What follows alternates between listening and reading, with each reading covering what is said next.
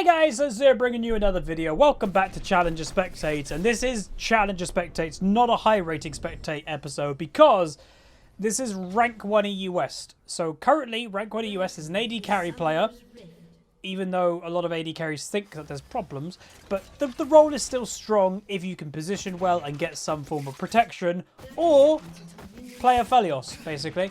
So this video is going to, highlight Aphelios and how crazy the champion is. I'm sure many people by now have seen the clip of, I think it was LEC, that there was an Aphelios who was not fed. He wasn't insanely strong. He was just a average Aphelios, and he 1v4'd, I believe, and killed 2 or 3 people by himself. So obviously Riot, with their vast champion design experience, and obviously there is a meme within that, the 200 games, etc.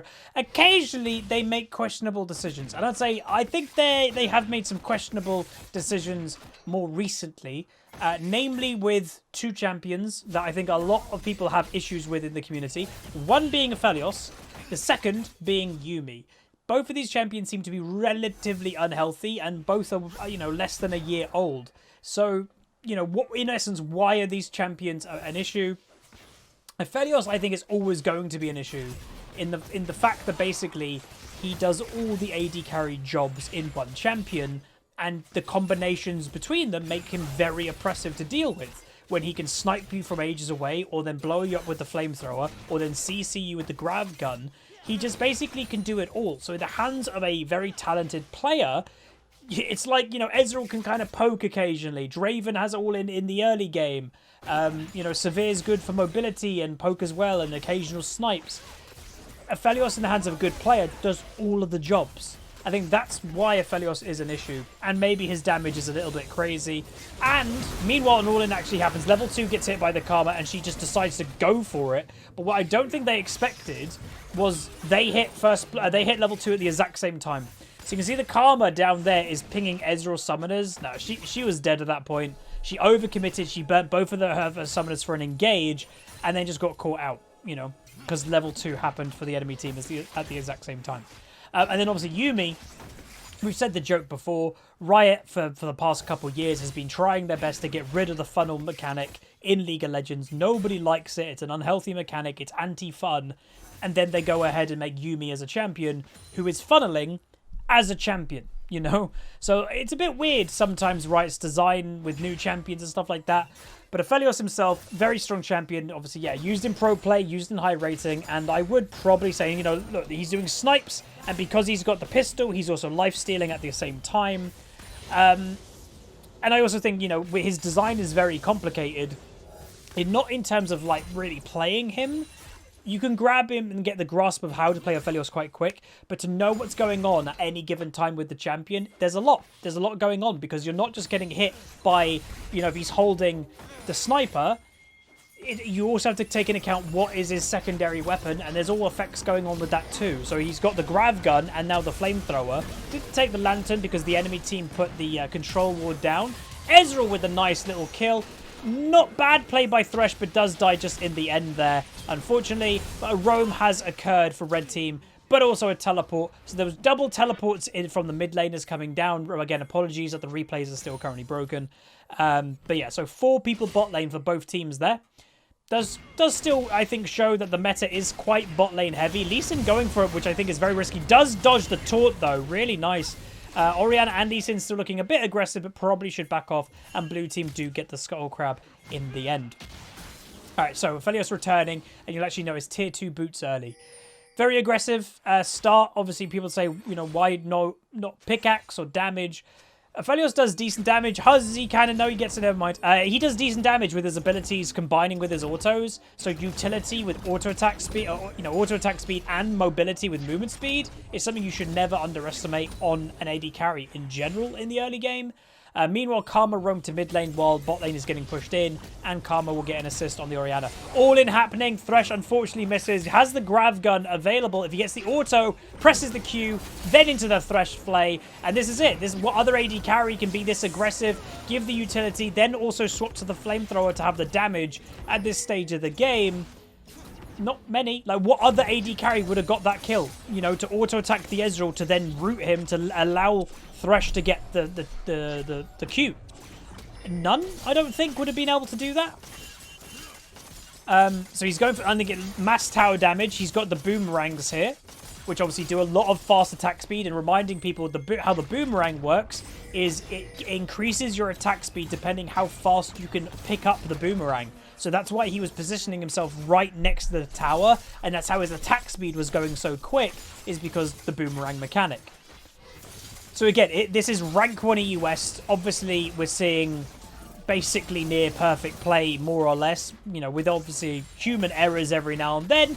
Gets the snipe, then has the Q, then has the, again, boomerangs as the second weapon, so the Karma was getting hit by the boomerang after the snipe.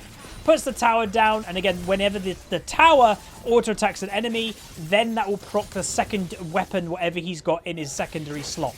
This champion's nuts. You know, I understand what he does and what's going on.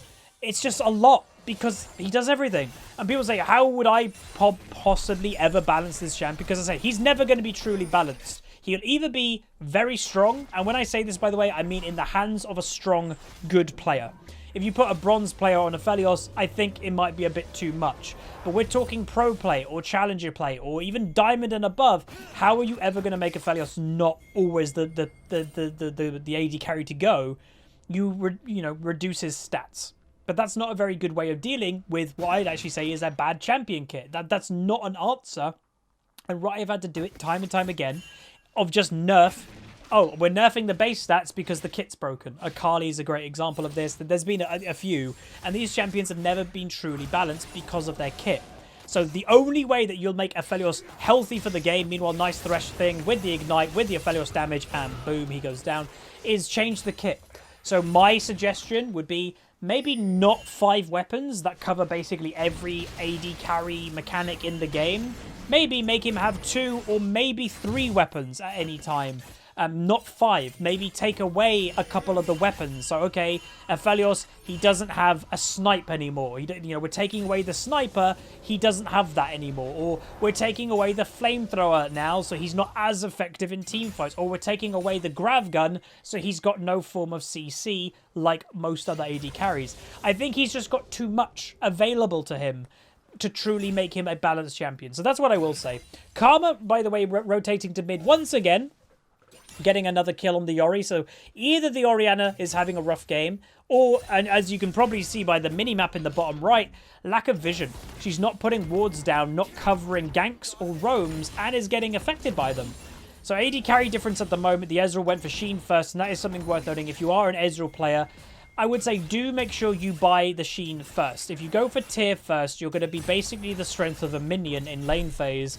Buy the Sheen, get some form of strength, and then after that, whoa, aggressive play. Lee Sin with a lovely flash Q.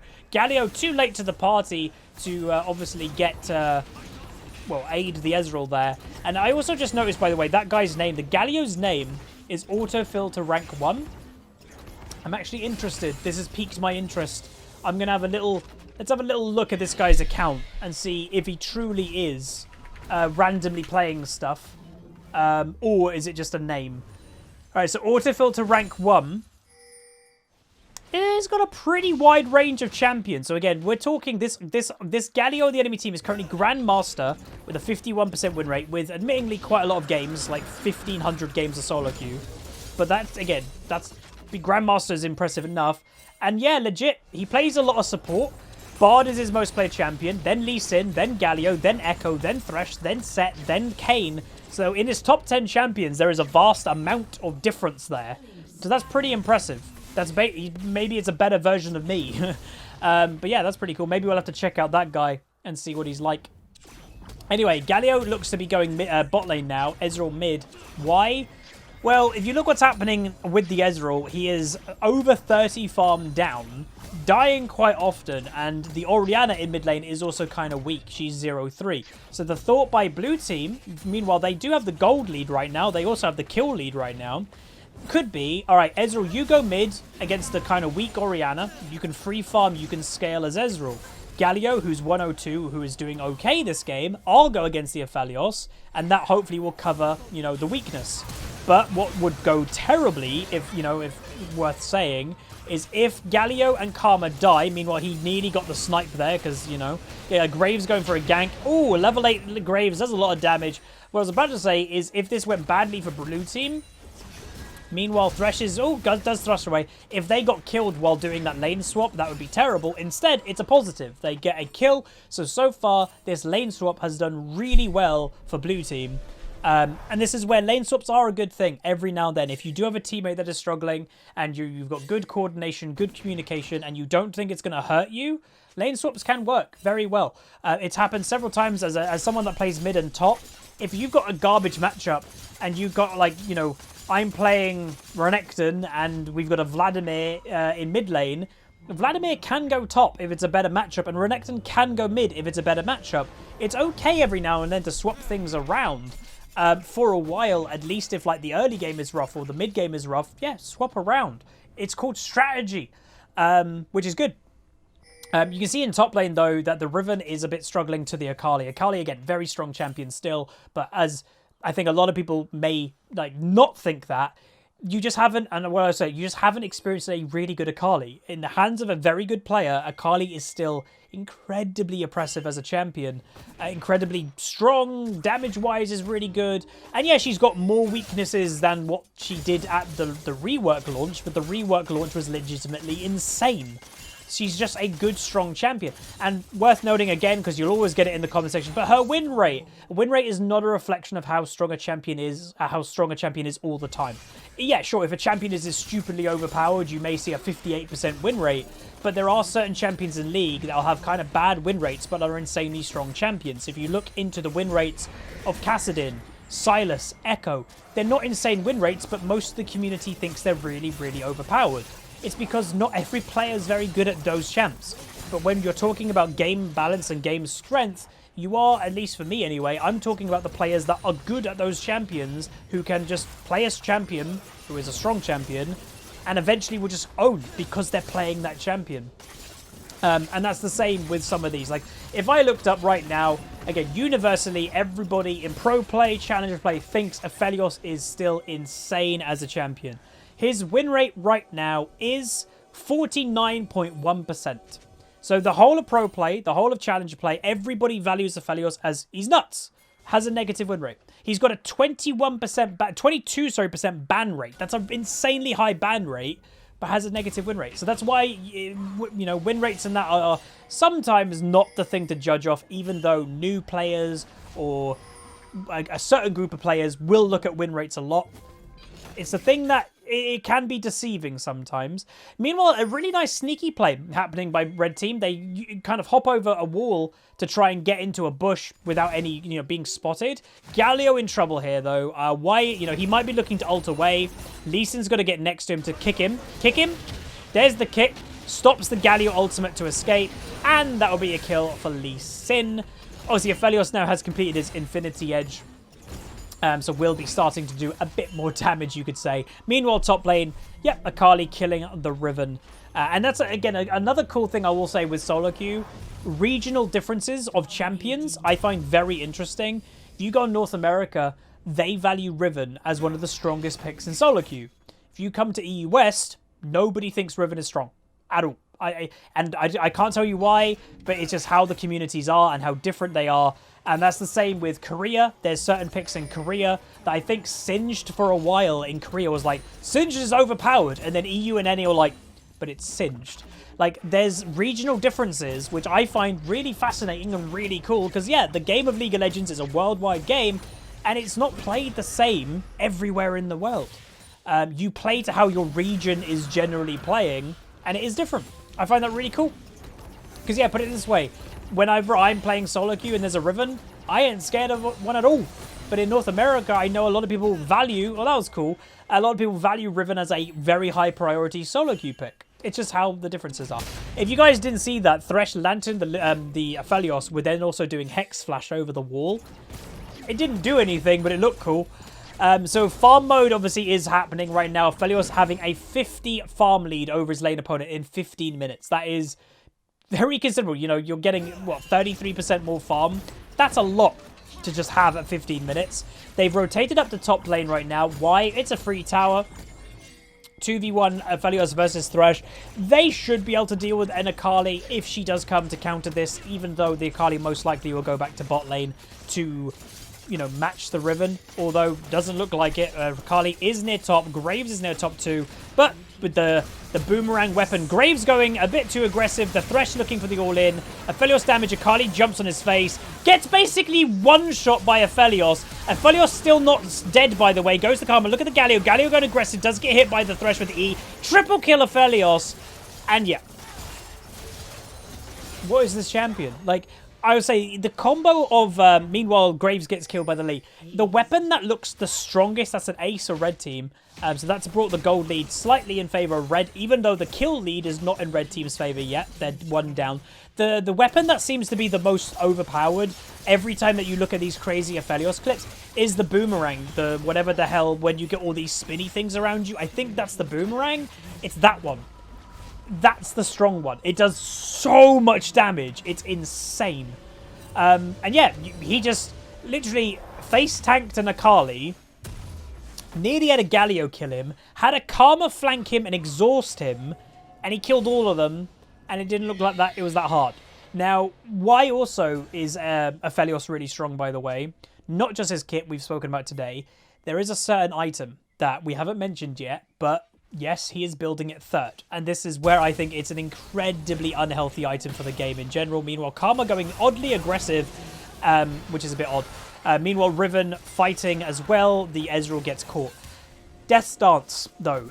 So recently we did a video about Riot is doing a big update, and they've been relatively happy with some areas, and they want to make the items healthier. Now, what concerned me was Riot's most recent item release has been arguably one of the league's most unhealthy items in years, Death's Dance. It's supposed to be a bruiser tank item that gives you a bit of damage, lifesteal, bit of resistances and all that, but it reduces your initial damage burst, like or what you take. It reduces 20% of the damage you take, and instead of taking that damage instantly, it puts it on a dot over for the next 3 seconds. But if you can constantly attack, meanwhile Aphelios legitimately jumping into the middle of a team fight as an AD carry, instantly blows up a Graves and a Galio.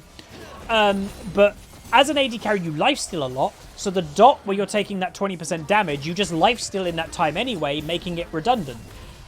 It's crazy.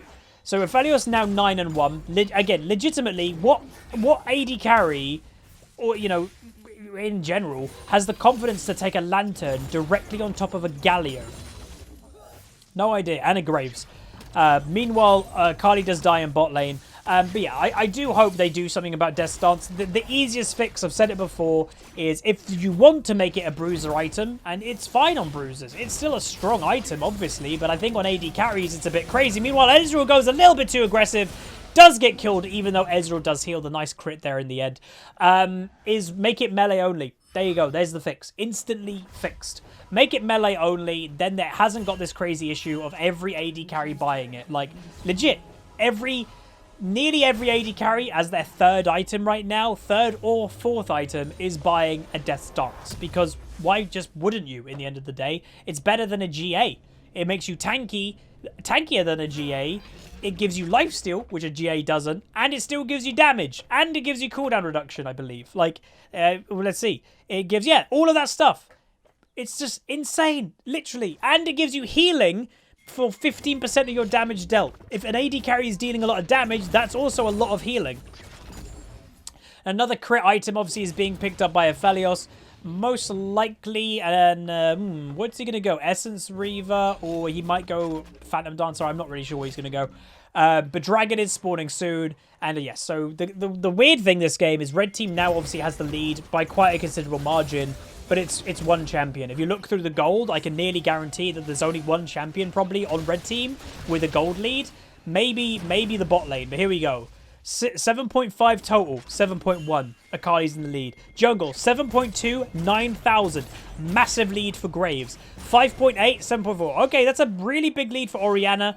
And I'm going to be honest, I don't really know how she has that big of a lead. She is now starting to gain strength and momentum, but still maybe a bit of a farm lead, I guess. So there's that. That's surprising. But 6.6, 12.4. Aphelios is near double Ezreal's gold at 20 minutes. And then bot lane, the Thresh is slightly ahead. So yeah, 6,000 gold lead for Aphelios. Double Ezreal's gold. That is legitimately insane. Also with a 2-level difference over the other AD carry too. And I will say, you know, this is just a great game for an Aphelios. Reminding people, his team was losing the whole early game. Just several of these team fights he's managed to turn, basically with his solo damage. Meanwhile, big fight coming in. Graves nearly getting one shot. Thresh Lantern comes. Look at the aggression level. He's getting taunted. He's not dead. He's full health. He's aggressive. He's not dead yet. He's still killing everybody with his team. And yet, he just finished the fight, even though there was a Galio on top of him, at full health. What's that about? No idea. Well, I can tell you what that's about. Won the champion, but Death Stance. And yeah, he's standing next to the Baron, obviously, with the boomerang, whatever the hell, increasing the attack speed of them. Has the sniper. Look at his damage. Look at this. It's 20 minutes into the game. He just shredded it. It's crazy. All right, going to go back and buy. Thresh finds the Ezreal in the end. And yeah, he's probably going to go for that Phantom Dancer, which obviously gives him another shield, by the way. I'm guessing he's got a shield from his runes or something where we actually can check. He's got Conqueror, Overheal. So there's his shield that he's currently got is Overheal. Bloodline for Lifesteal. And then Coup de Grace, you know, when he gets a kill, does more damage, sorry, to people who have low health. Execute damage. Then he's running Sorcery. Nimbus Cloak. Gathering Storm for late game scaling, and then attack speed, adaptive damage, and then armor. So that's his runes if you did want to copy them. But yeah, so he's going to try and steal the red. Did he get that? I don't know. He might have got that. It was close. So what red team most likely would do now with Baron, group up, cover the Aphelios, and they'll break into the base probably with relative ease. What I will say, it was good to see the Orianna has had a good recovery. She was 0-3 at one stage. She's now 4-4-3 with a pretty good score. Look at the damage. Here we go. Does miss his ultimate maybe. Never mind. Look at that. How did he kill him? That's my point. No one truly knows what just happened. And something with his ultimate. He's just walking into the base, doesn't care about the tower, and is legitimately just killing everybody. The enemy team has to walk away, and it was just one AD carry running at them. That was it. And there's the game. Mental. So the title of this video is most likely on the lines of, is Aphelios still overpowered, or is Aphelios balanced or something? The answer is no, for two reasons. One, his kit. Secondly, Death Stance. When you combine especially those things together, it's insane. You know, he gets insane lifesteal from the pistol as well. It's just too much. The damage with the healing, with then the tankiness from Death Stance, it's too much. So that's why you're seeing Aphelios quite a lot.